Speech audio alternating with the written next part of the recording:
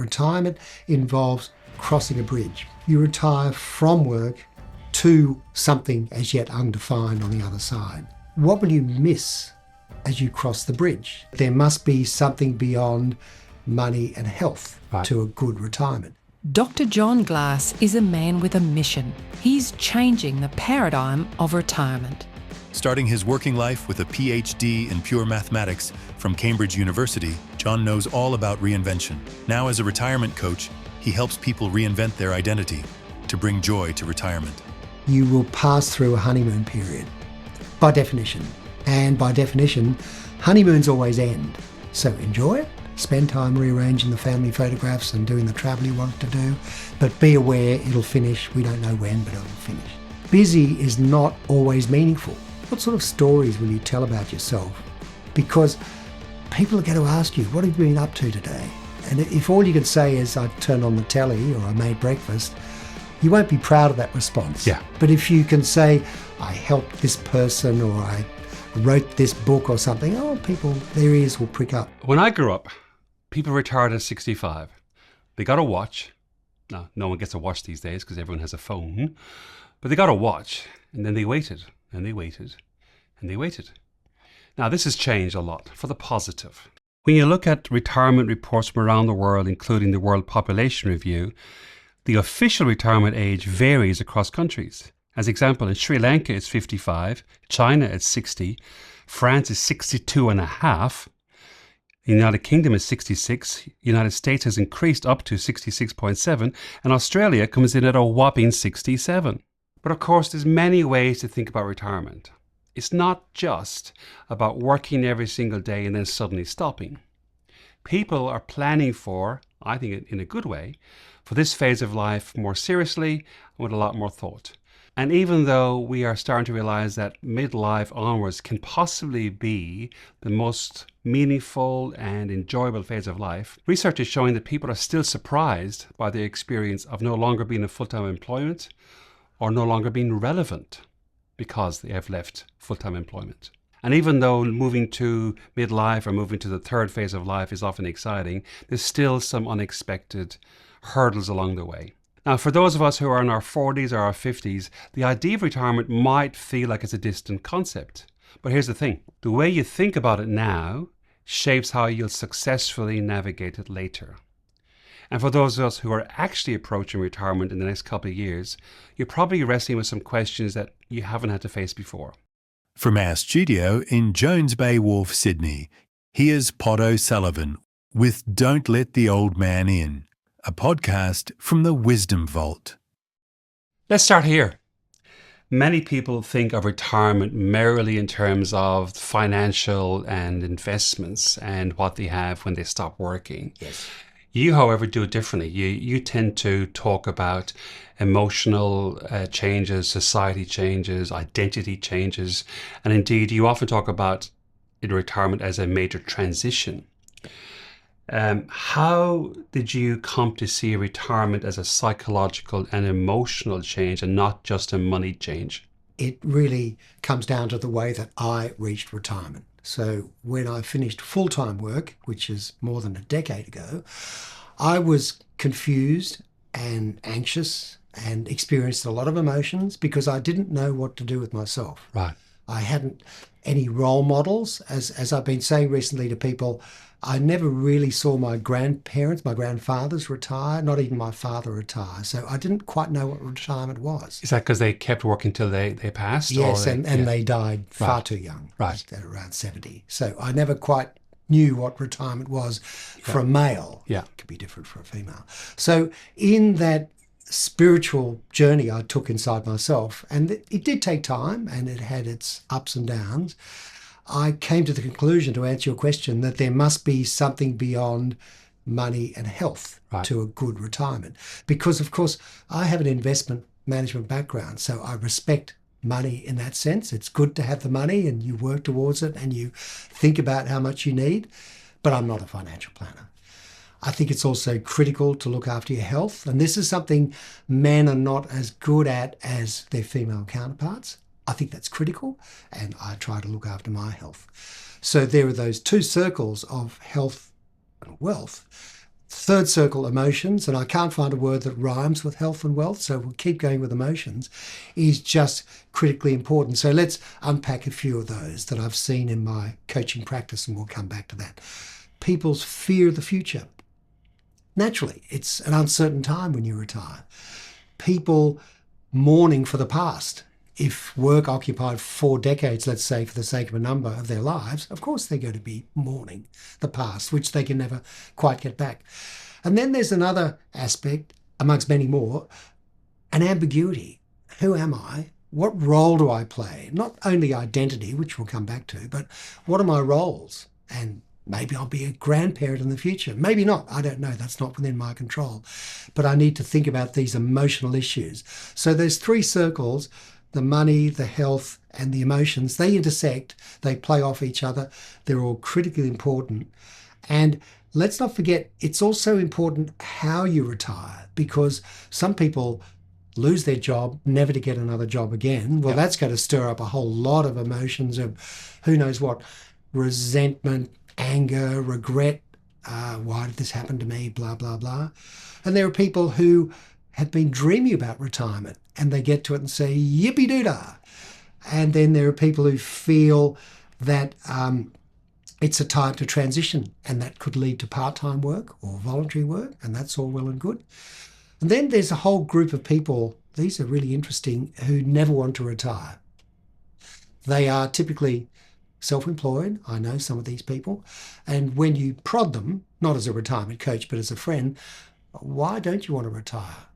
To a person, and they're men, work gives me all the intellectual stimulation I can imagine. Mm-hmm. Oh, you mean there's no other form of intellectual stimulation? So they just keep working and working and working. And so I conducted a poll recently on this topic of how people think about retirement, and I asked, here are 4 words to chew upon. Is retirement going to be an adventure, a work detox? Is it post-work, or is it a renaissance? Wow, they're interesting words. Very interesting words. Yeah. And words matter, because I found this wonderful letter that a copywriter from New York wrote in order to get a job in Hollywood back in the 30s, I think. And it's a beautiful letter you can find on the internet. And he says, "Dear sir," I guess he was writing to anyone, "I like words. I like fat, buttery words such as ooze, turpitude, glutinous." What great words. "I like crunchy, brittle, crackly words such as splinter, grapple, jostle, crusty." So words matter. And I found in the response to my poll, I'm not saying I got millions of people to respond, I didn't, that detox didn't really make sense to people as a phrase to cover retirement. Post-work sounds a bit clinical. Adventure, that sort of sounds good. It conjures up maybe cruise ships and trekking in strange parts of the world. But the winner was Renaissance.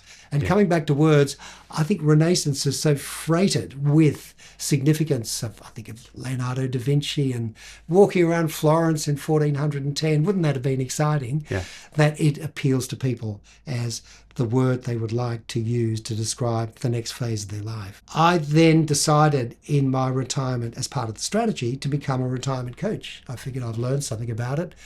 If you've learned something, go out and teach it. Yep. So I became a retirement coach. And beyond that, I'm actually a man with a mission. I want to change the paradigm of retirement.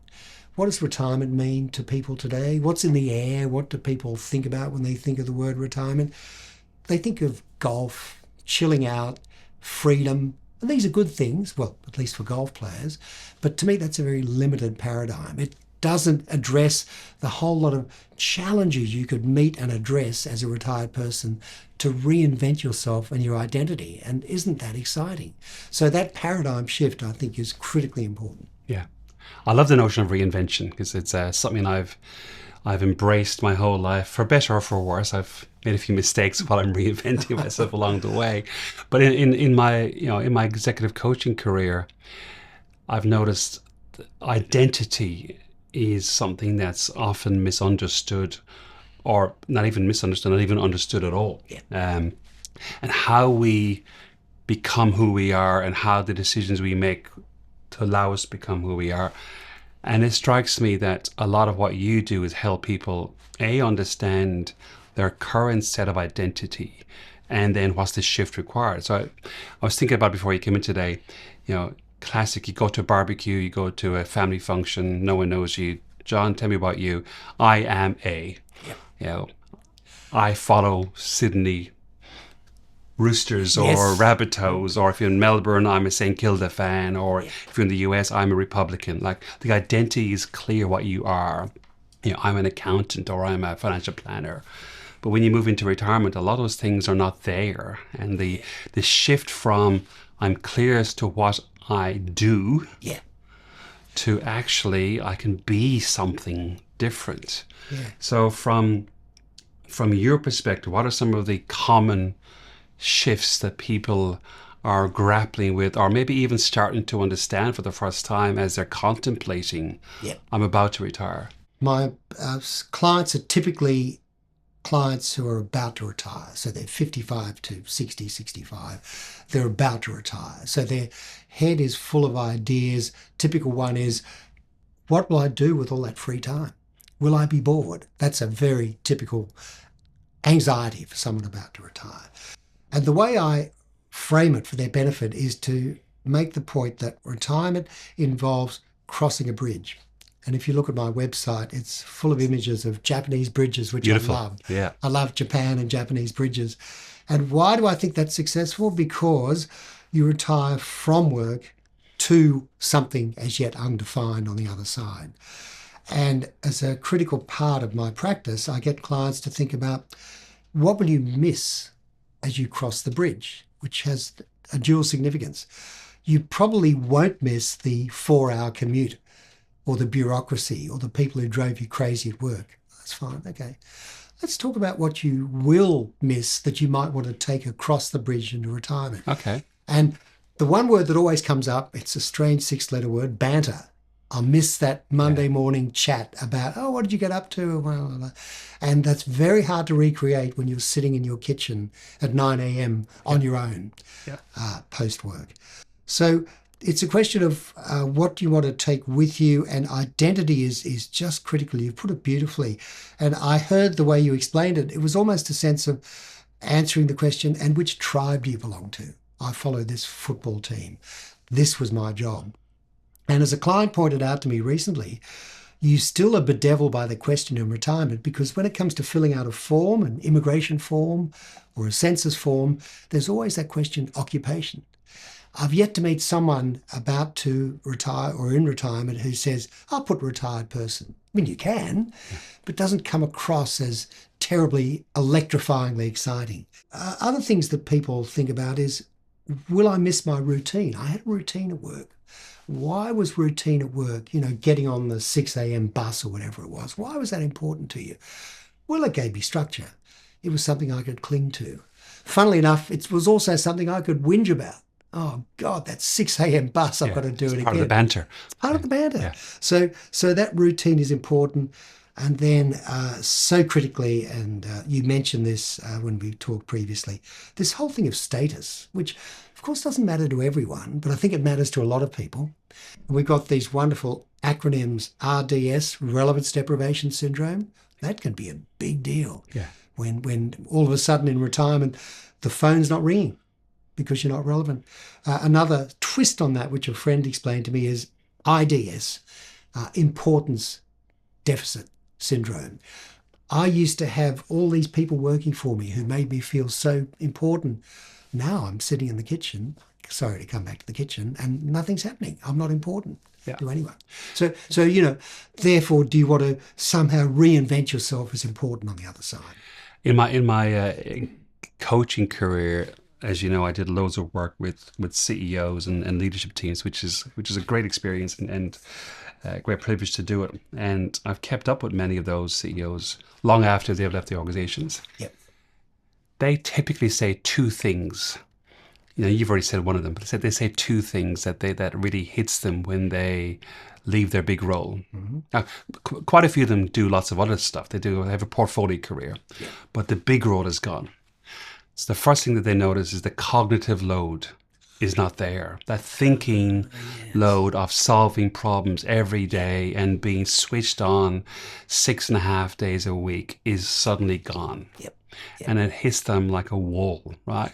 Because it's very hard to transition from I am the person who ultimately is accountable for solving these problems to I no longer am. Right? There's no transition process. There's no bridge. It's on and off.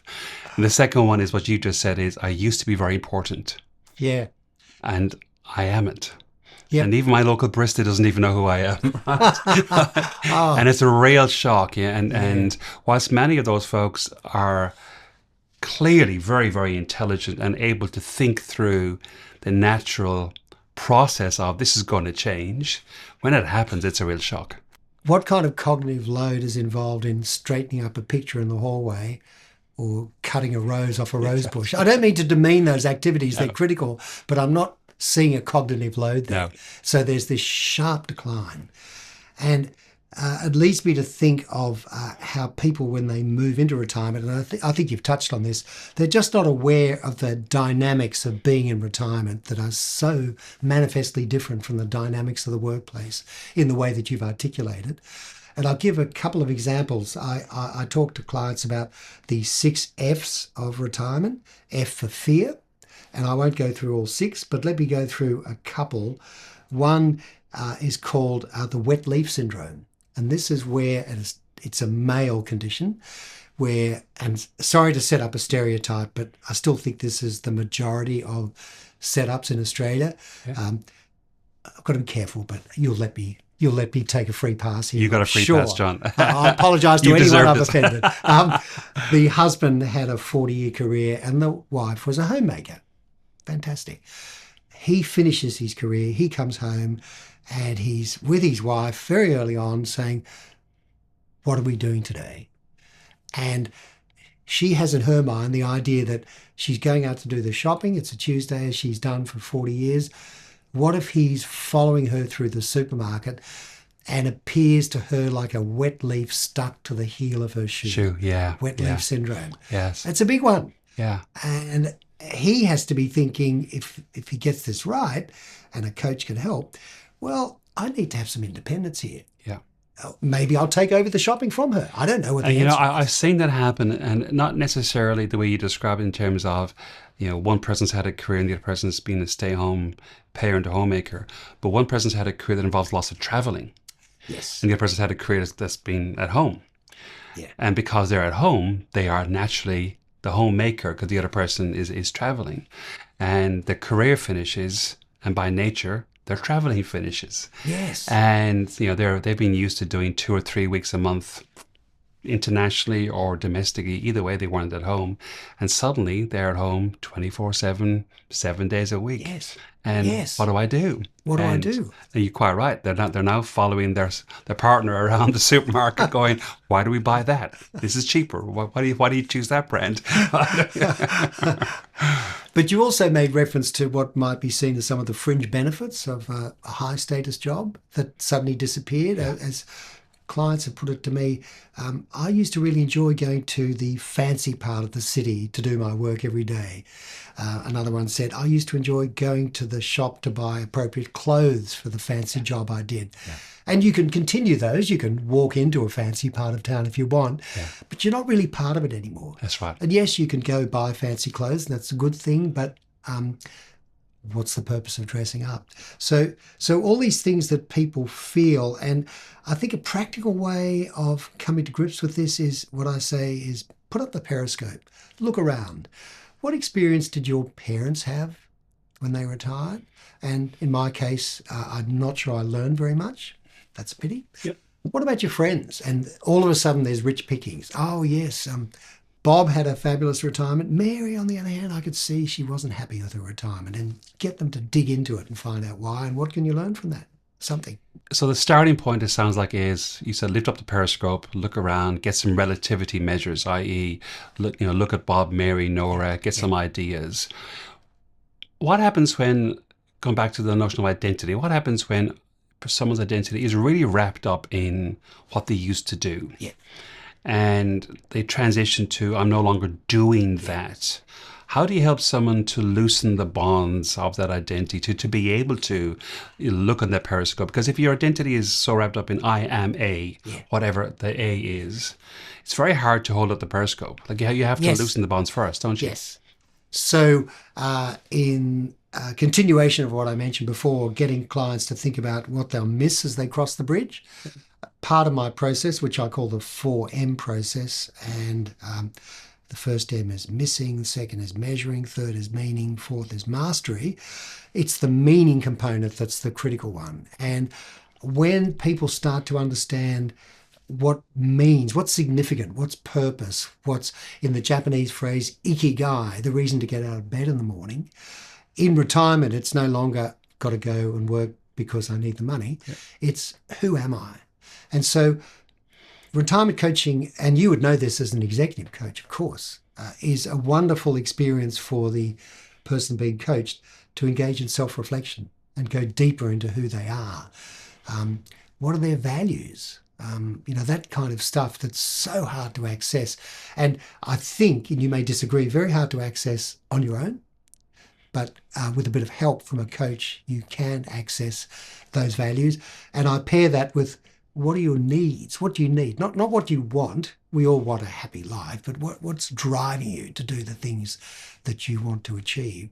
The client gets a bit of clarity around these things, and I think that's just so important. So to come back to your point, yes, of course, you were the top financial accountant in this major international firm. Let's dig deeper. What were some of the emotional strengths that you developed and made use of in your job? Oh, so you were very good at mentoring people. Oh, so you were very patient. So you were very good at problem solving. There's 3 things, and I'm sure there's 50 other possibilities. Let's work with those and see if they pair off with some of your values and some of your needs to come up with a package you can take across the bridge. Open that package, and it may show very strongly you should be doing volunteer work. It may show very strongly you need to go back to university and study. It may show very clearly you need to be a super grandparent. You don't know, but together we're going to work out the answer to that. And when you get to the other side, the lights will go on. And you would know as a coach, it's those light bulb moments that make coaching such a delightful profession. Yeah, I agree completely. Let's. I'm interested in this notion of meaning and purpose. 'Cause, if you walk into any number of airport bookstores, you're going to see 10,000 books on discover your purpose in 4 seconds, and you'll be happy. And my experience is it's often an ongoing experiment, and an ongoing carving away of different things and see what's left, as opposed to a eureka insight. And I love what you said about you start with what are you going to miss, and then therefore carry some stuff across, but leave some stuff behind. And the second M sound like you're going to start experimenting with different things. Yes. Say more to that in terms of if I'm 55, so I'm now preempting my retirement. What would you have me do to start experimenting in terms of me planning for 3, 4, 5 years from now? What's the process of experimentation that I might bring into this? It's a great word, experimentation, which to me conjures up another word, flexibility, which then leads to another concept, so obvious, of course, which is in the experimentation and the act of being flexible, just check in on what's happening to you. Don't just blindly go down a path. If, for example, you have a partner, ask them from time to time, what are they noticing about you? So those sorts of observational things can be so important. A kind of personal honesty. So, for example, you might pick up studying something and then realize you're absolutely hopeless. You're getting frustrated. Golf could be a good example of that, or playing a musical instrument. Okay, do you want to keep pushing through? You can do that, but that level of disclosure and reflection and getting opinions of other people might help you to then move forward. So that's my response. It's that sort of experimentation. All the self-reflection is so good for you. You become so aware. It's as if you've got an increased sense of smell and taste and hearing and sight, and everything becomes a bit clearer to you. And of course, that brings up one of those wonderful words that I don't claim to understand, which is curiosity. Yeah. Show a sense of curiosity. Get out there, experiment, try something, see what happens. Yeah, I do think curiosity is probably one of the most undervalued human traits and conditions, because it leads to so many good things, such as non-judgment of others as a start, just from that interaction piece. Yes. But curiosity in a wider sense in terms of what's possible. And again, going back to this notion of, for many of us, we are defined, or were defined at least, by the role that we held. Be it a carpenter, be it a builder, be it a plumber, be it an accountant, be it whatever it was, a high school teacher. And as you quite rightly said, there's a structure that our jobs give us. Yeah. If you're a high school teacher, you go to the same building every day, 5 days a week, sometimes for 30 years. Yeah.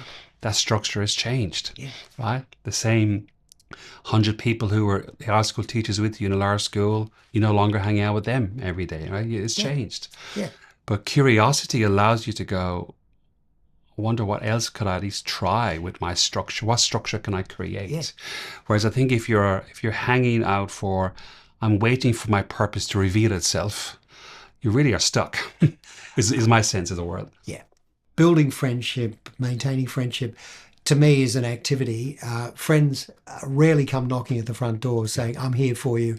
Yeah. What are we doing today? Yeah. You've got to work at it. Yeah. So can I introduce something else, which is experimentation, failure.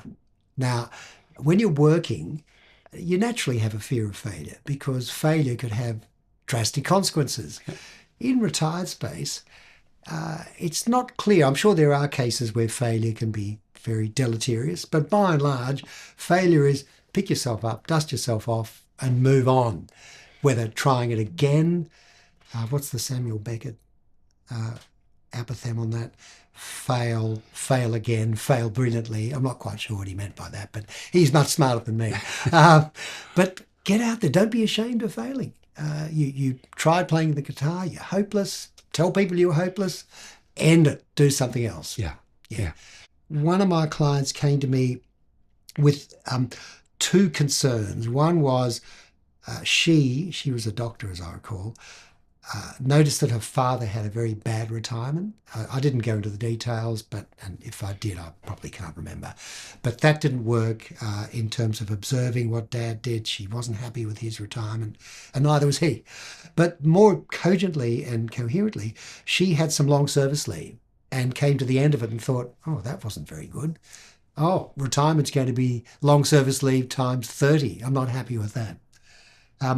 Another client came to me in a very interesting situation, which I've seen again and again.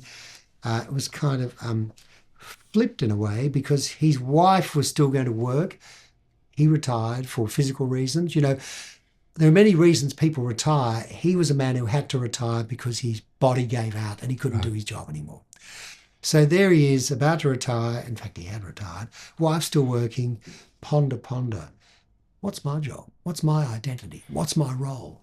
And we worked it through, and he came, I think, to the conclusion that he would be the estate manager of their property. Okay. Not to say it was 60 million acres with a rambling castle in the middle. It was just a property.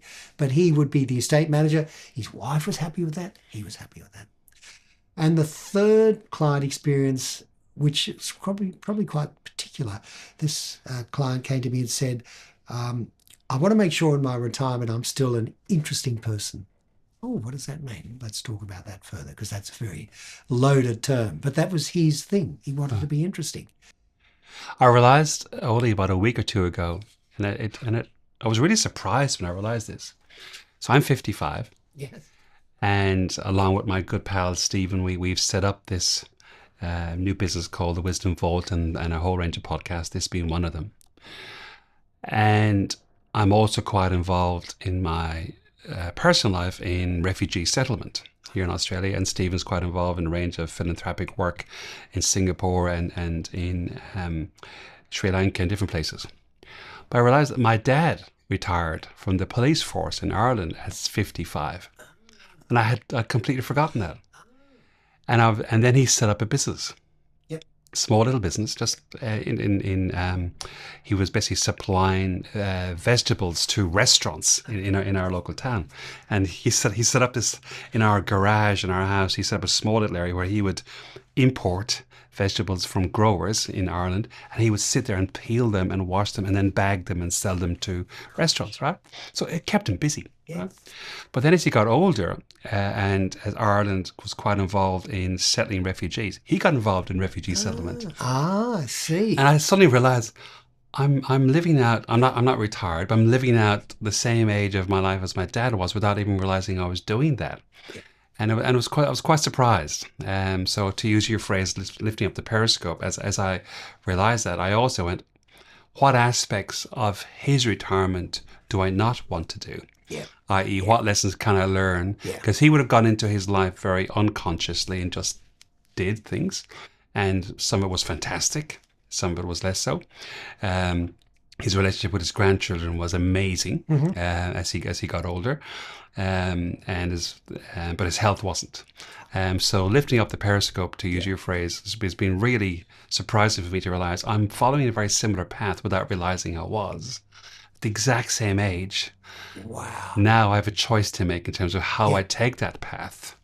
And I'm very proud I'm following a similar path. Sure. As you saw, we have a mural on our wall here. We have him larger than life. Larger than life, right? And he was larger than life. And so there's aspects of that I definitely want to continue.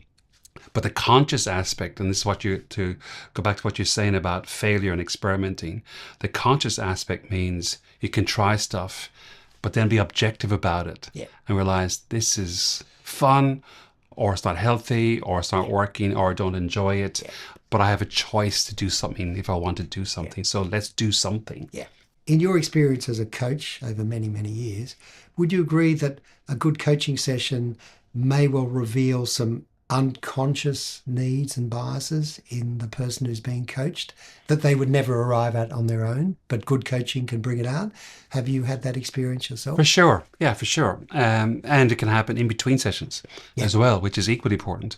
I'm a big believer in the notion of what's called constructivist or developmental conversations, i.e. help people to realize stuff that they hadn't necessarily realized before, or help people to shine a light into parts of their thinking process, just to illuminate the way they think or the way they see the world.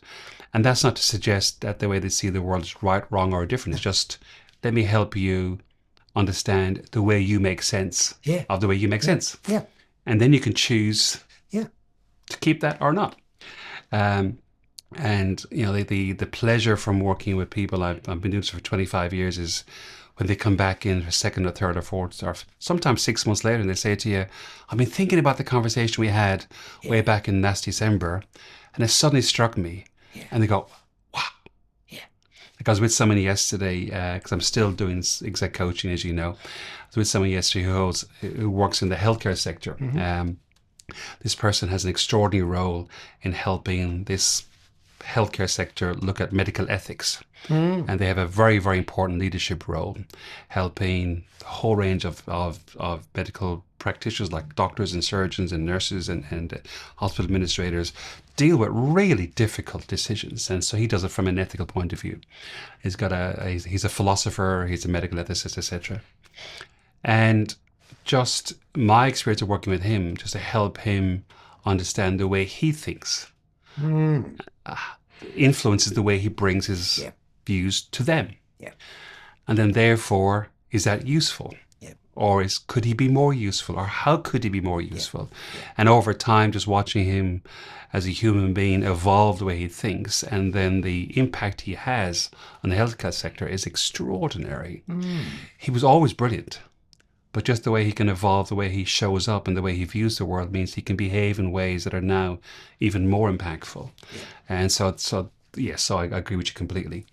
And I think from a retirement point of view, getting ready to retire, if you come into the conversation or the plan with no plan or a fearful plan, you're less likely to be impactful. Something very practical that can come out of that and does come up in conversations about the space of retirement, which is really interesting. It's got two dimensions. One is where are we going to live? My clients are usually pretty well off, so they might have 2 properties or 3 properties, and they've been deferring that difficult conversation. Okay, now that we're both retiring, where are we going to live? We're going to live up there or down there, and the distance could be a long sequence of kilometres. You mean like a city and country property type thing? City and country, city and city. And so I'm helping them to finally have that conversation instead of deferring it. So that's one sense of space in retirement. The other is much more mundane. You live in a house or an apartment. You're now going to be there 7 days a week. Do you have a spare room each or not? Okay, if you don't, that's fine. But how will you negotiate that space? Will one person leave for a day or so and let the other have the space? Let's talk that through, because it's the kind of thing that a lot of people, they've never really thought about. Just haven't thought about. Yeah. So the space of retirement's important. There's also what I call the time of retirement, which I referred to earlier. The second part of my 4M process is measuring. When you work, you have this incredibly full and busy calendar of activities, naturally, because if you didn't, the boss might be unhappy with you. Now, if you're looking at and contemplating a totally empty calendar, how does that make you feel? If you feel good about that, that's fine. But if you're anxious about that, we need to start through the process of uncovering your meaning, come up with what I call a portfolio of activities that will fill the time in your day to the level that you feel happy with. And I always caution people with an acronym that I think I made up called BINAM. Busy is not always meaningful. So again, if you're a grandparent, you can contract with your son or daughter to be at the school gate 9 days a week if you want, and you may love that. Yeah. But if you're only doing it to fill in your calendar, maybe you need to rethink that. Let's just pause for a second. If you've made it this far, it must mean you're enjoying the show. We want to keep bringing you awesome conversations, but algorithms are like needy toddlers. They demand constant validation. So if you're liking this, please hit the like button, the follow button, the subscribe button, whatever button. It helps us land more great guests to keep entertaining you. And if you're listening to this on an audio podcast app, come over and watch us on YouTube. I promise we're reasonably photogenic. Back to the show. Let me jump there. I do hear some people privately raise a concern, but not with their children. But the concern is the expectation their children will have of them of being the pseudo carer of their grandchild. Yeah. And how many days a week I'll be expected to be there. And it comes with a sense of excitement on one hand. Yeah. And a sense of resentment of, hold on, I've been getting to retire and I want to do my own thing. Yeah. So how dare you think that I'll be available, even though we haven't had the conversation about expectations. Is that something you come across? There's so much to unpack there. I'm glad you made that observation. So it comes back to identity. If your child is imposing an identity on you as the utility resource to be the grandparent, well, is that the identity you want? That's the first thing. Second thing is, and if you're happy with that, then you're happy with it. But if you're not, then, and this is a topic I cover with clients, because a lot of my work with clients covers what look like a random series of bits of psychology, but I cover off having crucial conversations, something you would know a lot about, I'm sure. Setting boundaries. Sit down, have the conversation. Don't let the conversation envelop you like a rainstorm. Sit down with your son or daughter, have that conversation. Do you realise I have an identity in retirement which precludes full-time grandparenting? However, I love the grandchild and I'll do as much as I can. What do you think about that? And have the discussion and see what comes back. It'll be fascinating. I would imagine that crucial conversation and boundary setting happens within the couple. In terms of between the couple, the space between the couple, as well as the couple and outside of the world. Yeah. Because I'm thinking of some of my friends who have retired, and I'm just realizing as you're talking now, one of the people in the couple has very different expectations of their life going forward to the other person. Yeah. And they haven't even spoken about that to each other. But I'm watching it and I'm realizing, okay, one of you wants to be the super grandparent as you're talking. Yes. The other person wants, I want to travel. Yeah. There's a tension that's emerging already, and the grandchild is 2. Yeah. It's a wonderful opportunity for that crucial conversation and some boundary setting. Other things such as, and this is very male, I think, but women play golf. If you come to retirement thinking, I'll play golf 7 days a week, my golf playing friends tell me that's unrealistic. They say 2 days a week is good, 7 days a week is not good. Other questions. Do you want to be creative? Not everyone wants to be creative, but if you do, there's a million things you can try in your retired life. And that leads to another thing. Do you still want, because when you worked, you were probably an expert at something, whether it was driving a bus or being the Prime Minister. So do you still want to be known as good at something, being skillful, being knowledgeable? Again, it's a personal choice. You might decide, no, I don't want to be that kind of person. I don't want to be creative. I don't want to be known as someone who's skillful at a task. Terrific, good. But you've thought about it. And by the way, you can change your mind. Yeah. Speaking of transitions, I want to jump to Dr. Jon Glass, the person. You transitioned from someone who has a PhD in pure mathematics. Yeah. Sounds like a Beautiful Mind movie with Russell Crowe or something like that. And then you went into investment management, and then you've had a range of careers and leadership roles. And then you obviously transitioned into retirement.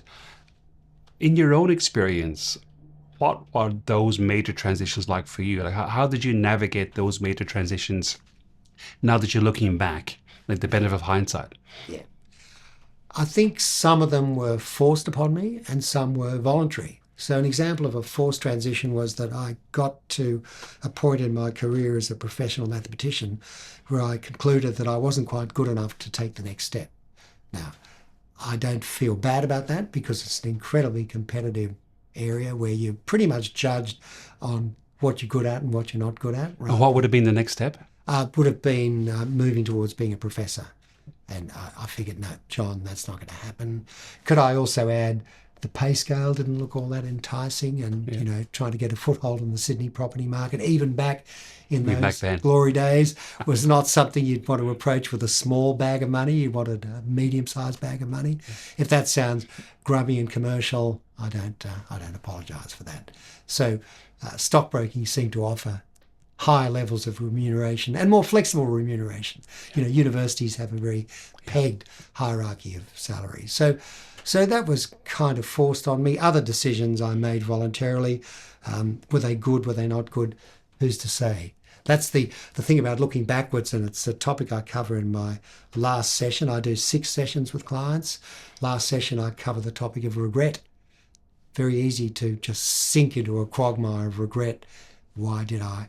And as I've learned, because I've only started thinking about this in the last decade, actually thinking back to things you did or didn't do can be positive because you can learn from them. You can learn from what you did and become better at making decisions in the future.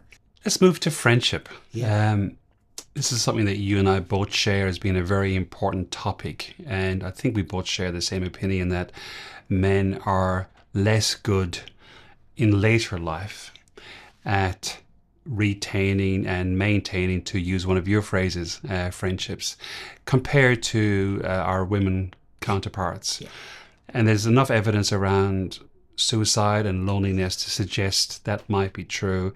And there's loads of anecdotal evidence to suggest that might be true. So I suppose my first question is, A, do you agree with me that is true? Yeah. And what are your thoughts around friendship? I know you've got a podcast where you explore friendship, you explore people's views on friendship. Talk to me about friendship and where you sit with that.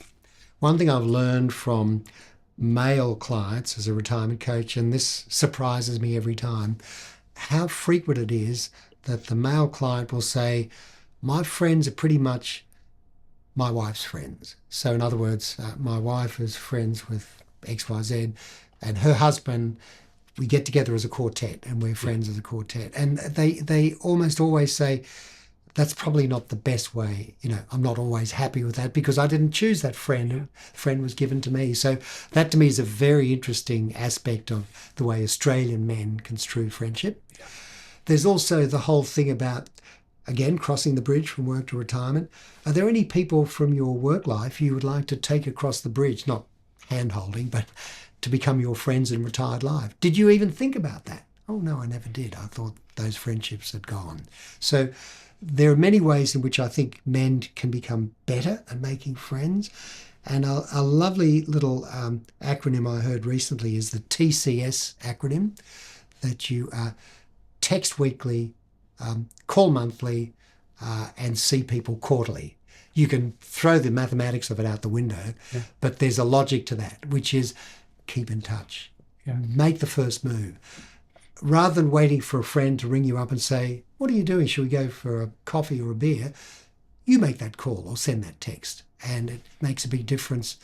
And I also say, and this comes up in client work, in asking the question, when did you make a new friend? That always draws a totally blank response, as if they're looking around. Is there a ghost in the room? Well, did you know? Here's a technique. Go and enroll in a course, whether it's cooking Japanese food, or as I did earlier this year, cartooning. I'm a great believer that as a retired person in your 60s, let's say, or in my case, over 70, you want to be mixing with younger friends. It's good for you. You know, they're the people, I don't want to sound macabre, who you can rely upon to turn up at your funeral. They'll still be around. And I found in doing that cartooning course, I've actually, I had no talent as a cartoonist, but I've invented a character called Roger the Retiree, and I'm determined to build out Roger and see if he can be an interesting person to kind of in a cartoon fashion, because cartoonists are so clever at observing the world in a way that people who use words don't quite observe the world. Maybe Roger can live the life of a person being coached into retirement. We shall see. I love it. Go back to what you said about TCS. Yeah. I hadn't come across that before, but there is a phenomena called Dunbar's number. Yes. Which is, the amount of people you know or can stay acquainted with. And it's similar to what you've said, which is there's a small number of people who are your true friends. And there's a bigger number of people that you meet semi-regularly. And then there's a wider number of people you just know.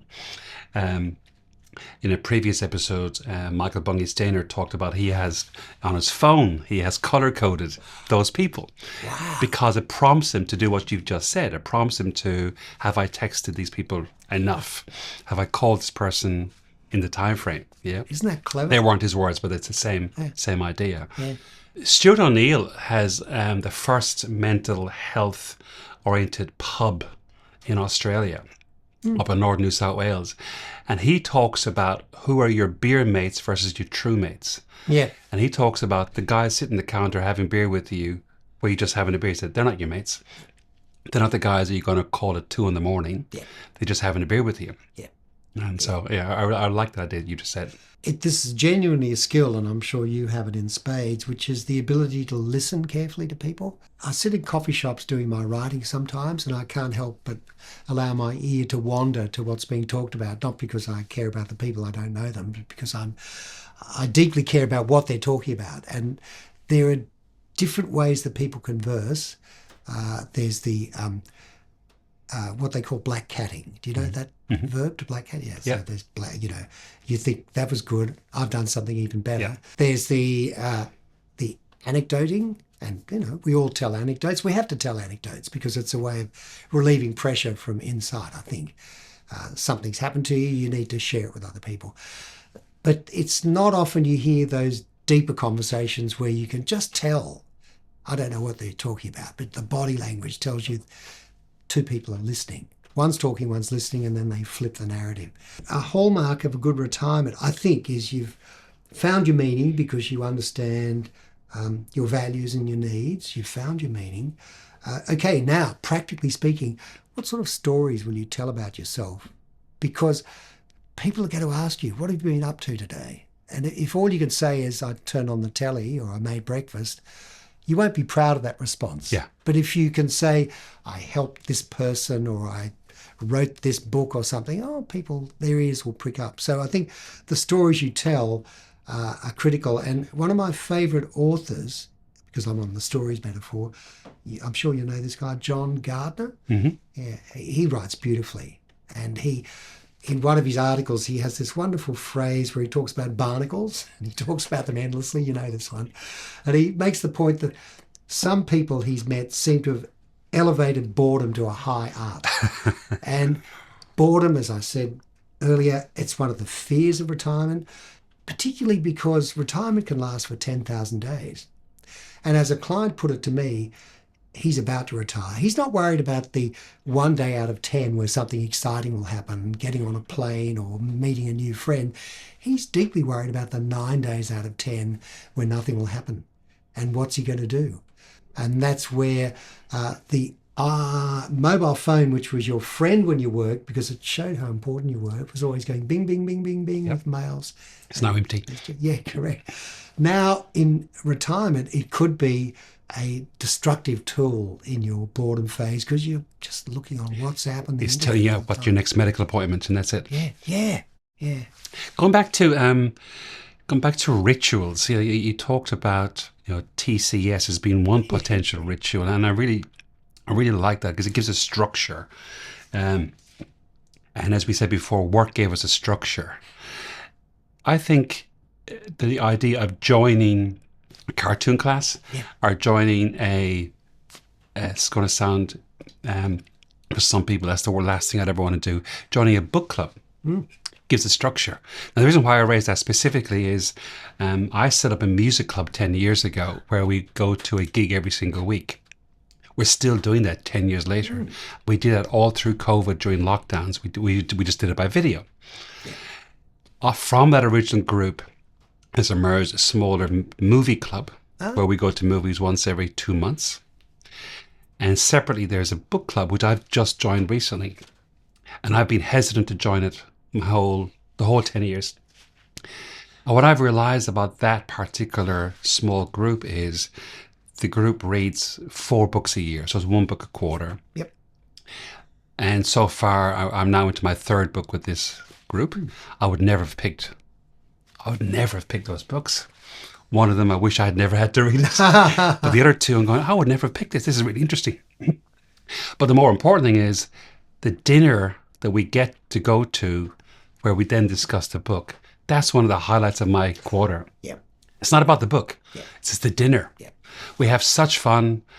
And some of the guys in that group, I only meet once a quarter in that group setting because that's the only reason for me to meet them. Some of them live interstate. They come up for this meeting. They've been meeting for 12 years. And just listen to various aspects of their lives, what they're doing. And then we spend... oh yeah, we're here for a book club. Oh yeah, let's talk about the book. And then everyone gives their perspective and why it's there. And what I realized when I'm doing that is we've all read the same book and we've all had different interpretations of it. And some of us have written a thesis in terms of our summary. Some of us have written 4 words. Again, just showing you our various backgrounds. But it's the dinner conversation that I remember. Yeah. And for me, that's the thing that says, this is why women do it better. Women have been doing that all their life. Yeah.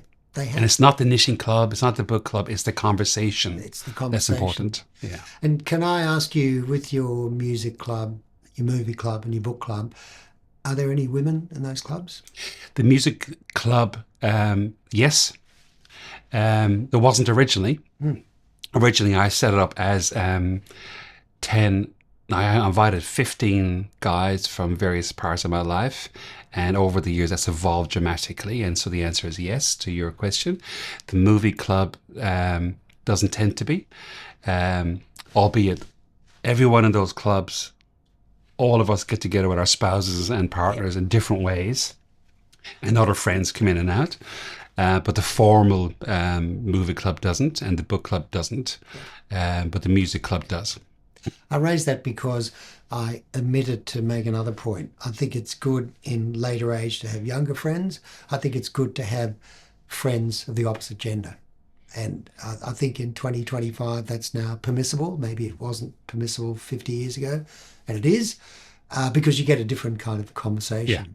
Yeah. And, that then leads to the question, what makes a friendship? And the answer is, every pair of friends is different. Yeah. If, you may give support to one friend, you may rely upon another friend for knowledge in some area, you may just like telling jokes to another friend, and that's fine, but they're all quite different, and that's important. And in my podcast, I'm trying to learn more about that from my guests, about what does friendship mean to you? Well, I've had a simple barometer of, if I was really stuck at 2 a.m, who can I call? Yeah. And I feel very lucky that as I've got older, that list of people has actually grown. Because I know for most people that list gets smaller. And I've listened to your podcast, and a few of your guests have said that you know the idea of getting new friends as you get older is more difficult. And I've sat back and I thought, I wonder why is that true? And it's because of the music club, the book club, that's introduced new people to me. And as we've been going to either new gigs or to movies, and then you go to dinner afterwards, suddenly a friendship emerges. Yeah. And I realized, I've got a whole lot of friends over the last, say, 5+ years that are new to me relative to the previous 50 years because of these circles, which is a really important thing, I think, for us to consider as we are going into retirement, is how do you generate circles of new potential friends? And you've given a very practical methodology for that, which is fantastic. I think I need to form a movie club. It's a good idea. It's the movie club's the easiest. You go to see a movie, you go for a drink afterwards, chat about the movie. Yeah. Simple. It's ready-made, yeah. Let's talk about creativity. I'm interested in the fact that you're still creating. Yes. You're still writing. You've mentioned you've got an online course coming up. Yeah. Most of us tend to slow down and lose our drive, or at least many of us, I should say, not most of us, many of us do. How do you maintain your interest and drive to try new things and to stay on top of creativity? So I think the first thing to say is I have no talent for just sitting around and doing nothing. And I say that as a negative. Right. I just don't have that ability. So I absolutely need to be generating ideas, to be thinking about things. And I write plays, I write middle grade detective fiction. Perhaps you could see Worcester Glendennis, Kid Detective, behind me. And that's for 12-year-olds? Yes. And I just get a lot of energy from that. Although I love a Stephen King quote that I read recently. He said, if you feel inspiration, go to your desk and write. If you don't, pick up a book and read, which is so clever. So, I don't sit at a desk for hours every day. I just don't feel like that. Yep. But I, as a longer term project, am deeply invested in writing plays and writing Worcester Glendennis's. And if this doesn't sound too macabre, I'm writing my 4th Worcester. And at the age of 73, and I don't do this often, but it's kind of whimsical, I think, how much longer will I live for? Well, talking in years is a very poor currency to adopt. I talk in terms of Worcesters. If I can write another 3 or 4 Worcesters, then I'll be extremely happy. So that's very idiosyncratic. I don't think anyone else in the universe would measure their life in Worcesters, but I do. But some people might say, if I can see 5 more grand finals, Exactly. Yeah. That's really cool.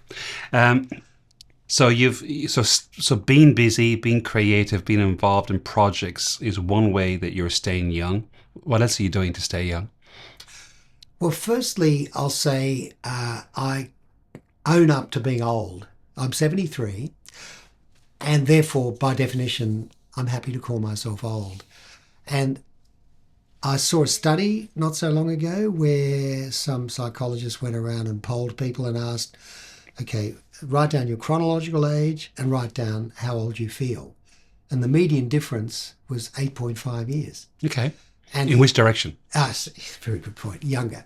Okay. And I think the psychology behind it might be, oh, no, I'm not really 73 because those people are boring. Or I'm not 73 because those people are on the way out and they're going to die. And I'm a really exciting 64-year-old, whatever. And that's fine. But I don't think of it that way. So I am what I am. But I think my energy levels are still quite high. And again, in my coaching practice, I not only get clients to think deeply about the way they want to spend their time, I get them to think deeply about how they want to spend their energy. And that's kind of a hidden That's variable. really interesting. Yeah, say more to that.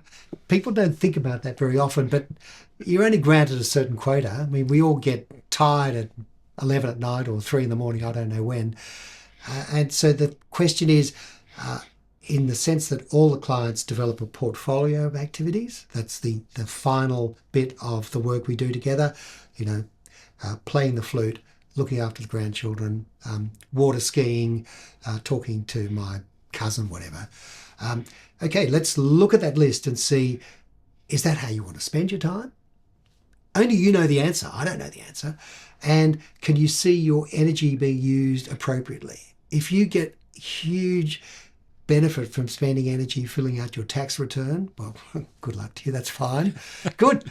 Spend a lot of time on your tax return. Right, yeah. But if, like a lot of people, you don't, then, there's low energy activities and high energy activities. And I think writing needs to be a high energy activity, as I'm sure you know. You can't just sort of laze. Well, I mean, you can get creative by just looking out the window, but at some stage you've got to clack, clack, clack, clack, clack, and put energy into it. Is sleep important for you? Oh, yeah. I wish, of course. I know from everything the doctors say, more is better. Yeah. I don't need a lot of sleep, but I'd like to get a bit more. What matters to you now that wasn't mattering to you at, say, 30 or 40? I mean, what's more important to you now that you're a self-proclaimed and happy 73-year-old? Did I say happy? I think we've touched on this before. It's friendship. That I've got more time than I had when I was younger to be with my friends, and I use that time for that purpose as best I can. I think I was too busy at 30 or 40 and I was probably of a different personality. I think my personality has changed over the years. I don't want to put slogans to it, but towards what? Towards more an openness to friendship and friends that maybe wasn't there quite as strongly when I was 30 or 40. Right. So that's what I'd say. That's the big difference. And what's friendship giving you now? Because obviously, if you're more open to it, it's giving you something in return. Yeah. There's the simple pleasure of engaging with someone. There's also the opportunity to learn from other people. There's also opportunity to hear some jokes and some anecdotes up to a certain level. I'm not a big fan of black catting. I hope I don't practice it myself. I probably do. So, all those things. It's just a pleasant experience. And if you can drink whiskey or drink coffee at the same time, even better. What would the 80-year-old version of you be asking of you now that you're 73? So, assuming I have that many Worcesters left, then I'll get to that point and I'll look back and say, John, are you still trying to learn Japanese? You've proved to the world you're absolutely bloody hopeless. Why do you keep pushing through? Maybe I'll have an answer by then. This is one of my regular questions of everybody, whether it's on a podcast or not. But when you think about what's influenced you or throughout your life, is there any specific song or any specific book that you think of that stays with you? Wow, that's a big question. Can I give a small answer to a big question?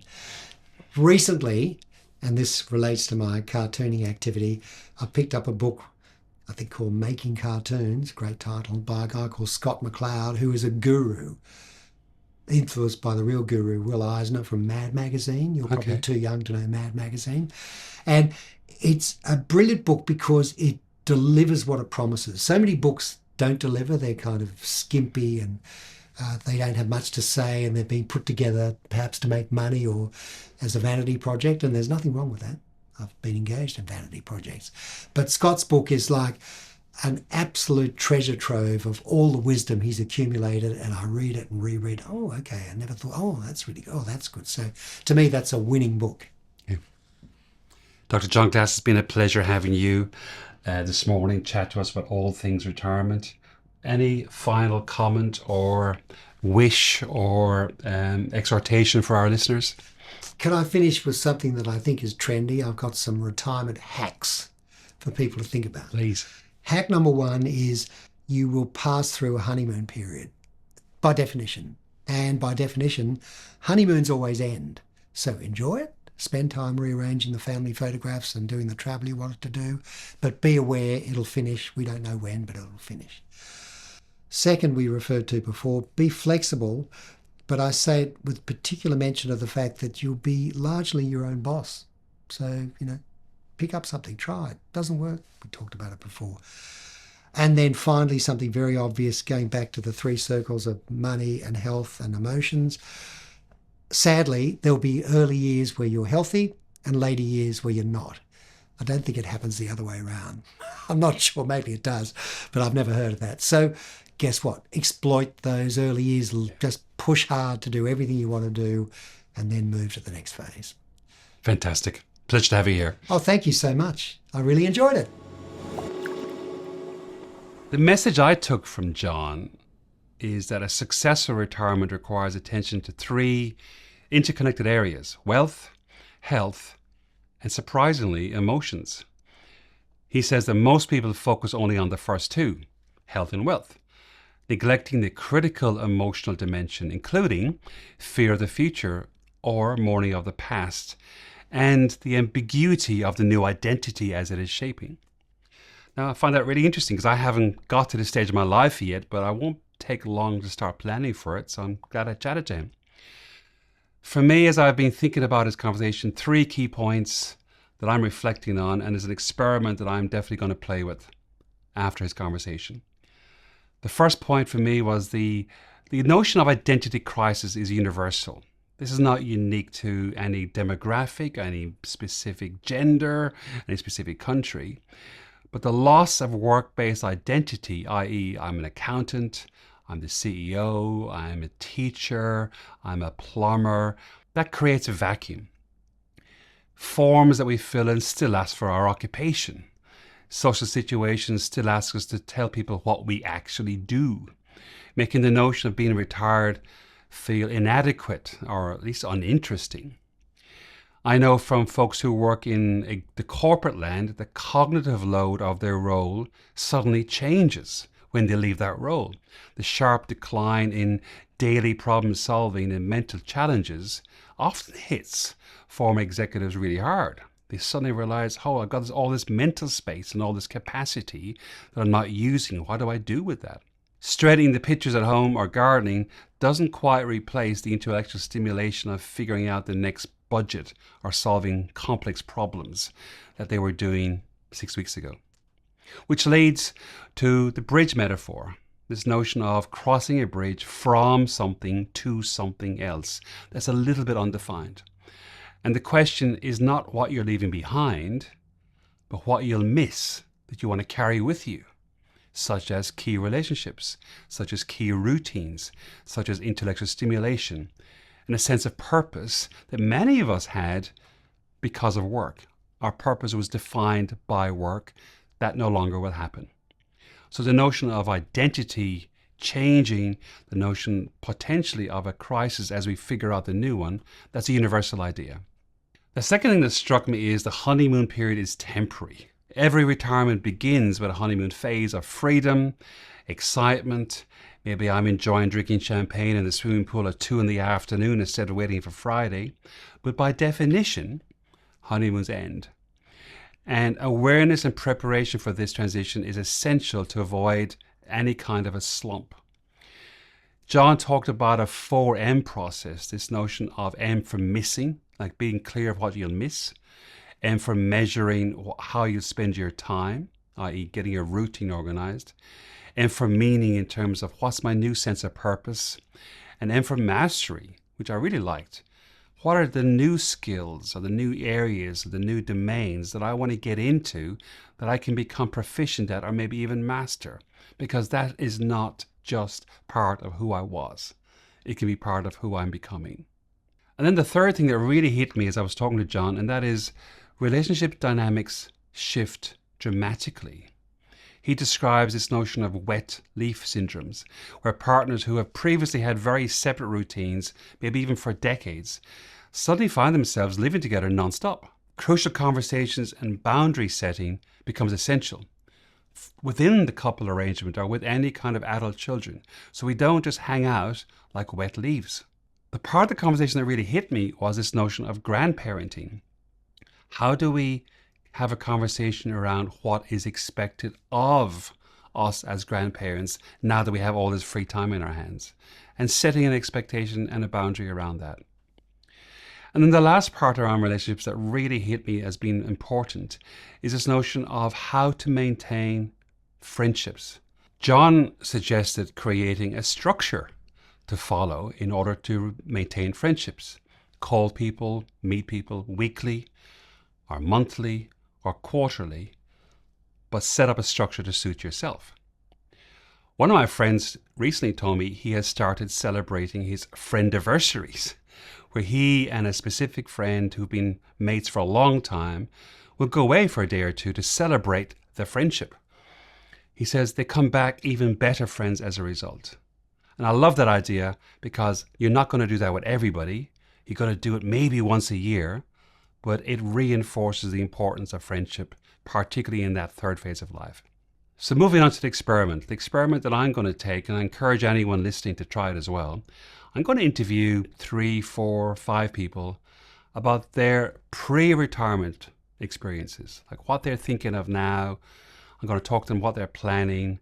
I'm going to ask some people who maybe are retired what they're missing most, what surprised them, just to give me some ideas. Because as I'm percolating over the next couple of years about what retirement might look like, I want to have some cautionary tales to be mindful of. Also, I might want to have some tales of hope and aspiration in terms of what people have set up as being a useful idea. Because whilst in my own mind I'm quite a while away from retirement, transitions don't have to be we're going from one to the other in one fell day. They might take place over a couple of months or years. And the final thought I have, Jon emphasizes retirement is not about escaping work. It's about consciously creating a life worth telling. When someone says to you, what have you been up to since you retired? The answer should make both of you lean in and be interested, not retreat with polite indifference. If you want a summary of this reflection, there's a downloadable summary for you. don'tlettheoldmanin.com/reflections. Thank you for listening.